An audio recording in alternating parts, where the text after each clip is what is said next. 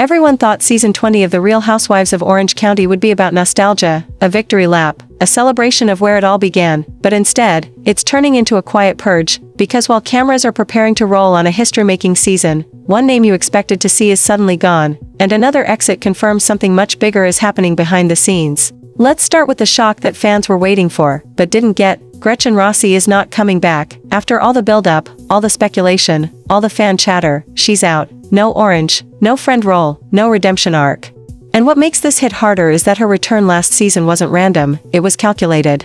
Rossi wasn't brought back for peace, she was brought back for war. For years, her rivalry with Tamra Judge existed like a cold case file, unresolved, unfinished, and still toxic. So when Gretchen re-entered the show in season 19, the message was clear: old wounds were about to be reopened on camera, and at first, that's exactly what happened: tension, side eyes, passive-aggressive smiles that never reached the eyes. But then something shifted. At the final dinner in Amsterdam, the show crossed an invisible line. Out of nowhere, a 2023 Twitter thread was introduced, a digital paper trail showing Gretchen Rossi liking posts that were transphobic, anti-abortion, and anti-vaccine. The moment landed like a grenade, and Rossi's reaction?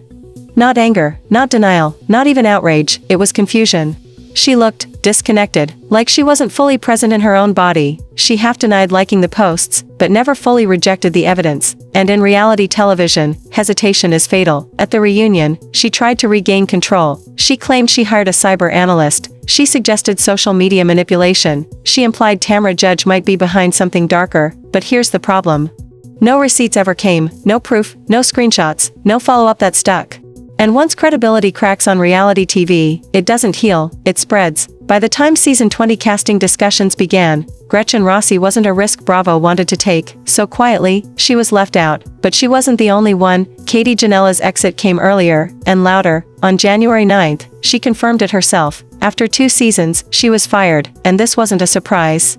Ginella's season 19 was, bluntly, catastrophic. She was caught in multiple lies, accused of secretly recording Shannon Beador, accused of leaking behind-the-scenes information to Bravo bloggers and content creators. Then came the lie detector test. She failed, on camera, publicly. Shortly after, she stopped filming, reportedly at the producer's request, and just like that, history repeated itself. Katie Ginella, the first Asian American woman cast on RHOC, exited the show not with a storyline, but with a shutdown. Now here's where things get really interesting. Despite all the chaos, one woman is coming back, Tamra Judge. Even after a season marked by emotional breakdowns, quitting mid-filming, and deeply personal turmoil, Bravo is keeping her. Why? Because conflict is currency. And Tamra sits at the center of the most valuable storyline RHOC has left, the fractured trio known as the Tres Amigas. Tamra Judge, Shannon Beador, Vicki Gunvalson, once inseparable, now splintered into resentment, betrayal, and unresolved history. At BravoCon, Andy Cohen handed Vicki Gunvalson an orange on stage, making her the first confirmed cast member of season 20. That wasn't nostalgia. That was strategy. Bravo isn't chasing peace, they're chasing psychodrama. They want old friendships colliding with new grudges. They want loyalty tested on camera. They want women who know exactly where the bodies are buried, and the rest of the cast.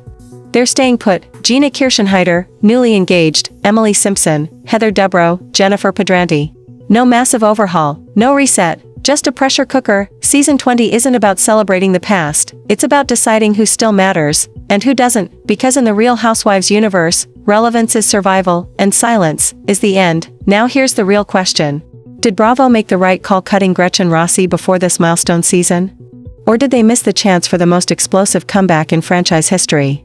Let me know what you think. Drop your opinion in the comments, and if you want more behind-the-scenes breakdowns like this, the kind that go deeper than headlines, make sure you're subscribed, because season 20 hasn't even started filming yet, and the real drama always happens before the cameras turn on.